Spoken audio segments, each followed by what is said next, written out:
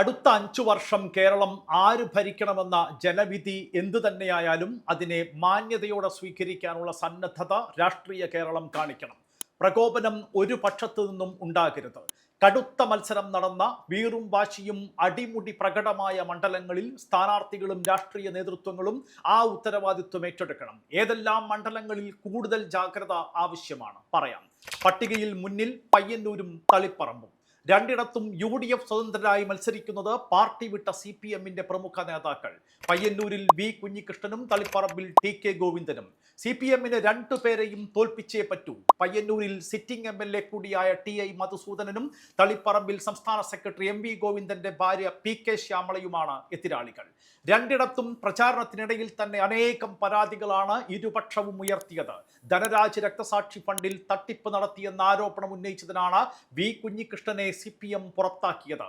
സ്ഥാനാർത്ഥിത്വം പ്രഖ്യാപിച്ചതിന് ശേഷം ആരോപണത്തിന് തെളിവായി ചില ബാങ്ക് രേഖകൾ കുഞ്ഞികൃഷ്ണൻ പുറത്തുവിടുകയും ചെയ്തു. CPM സ്ഥാനാർത്ഥി TI മധുസൂദനൻ ഇതിനെതിരെ തെരഞ്ഞെടുപ്പ് കമ്മീഷനെ സമീപിച്ചു. വ്യാപകമായി പ്രചാരണ സാമഗ്രികൾ നശിപ്പിക്കപ്പെട്ടെന്ന് UDF-ഉം പരാതി നൽകി.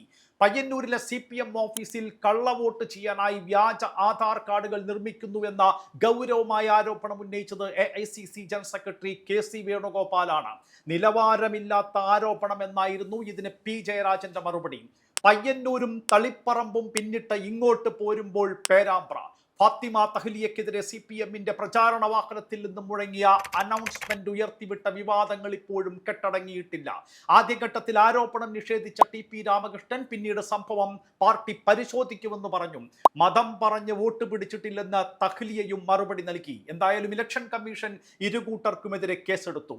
വോട്ടെടുപ്പ് കഴിഞ്ഞാലും കാര്യങ്ങൾ കൈവിട്ടു പോകാതിരിക്കാൻ തികഞ്ഞ സംയമനം പേരാമ്പ്രയിൽ അനിവാര്യം. മറ്റൊരു മണ്ഡലം പാലക്കാടാണ്.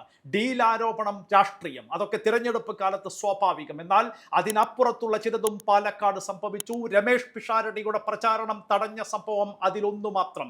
മറ്റൊന്ന് കോൺഗ്രസ് കൗൺസിലർക്കെതിരെ ഉയർന്ന ലൈംഗിക പീഡന പരാതി. രണ്ടും പാലക്കാട്ടെ പ്രചാരണത്തെ ചൂടുപിടിപ്പിച്ചു. സംസ്ഥാനത്ത് തന്നെ ഏറ്റവും ശക്തമായ മത്സരം നടക്കുന്ന പാലക്കാട് അച്ചടക്കവും ജാഗ്രതയും അനിവാര്യം. സംസ്ഥാന രാഷ്ട്രീയത്തിൽ ഏറ്റവും നിർണായകമായ തിരഞ്ഞെടുപ്പിലേക്ക് കേരളം നീങ്ങുന്നു. ജനാധിപത്യത്തിന്റെ തികച്ചും സമാധാനപരമായ മഹോത്സവത്തിനായി നമുക്ക് കാത്തിരിക്കാം.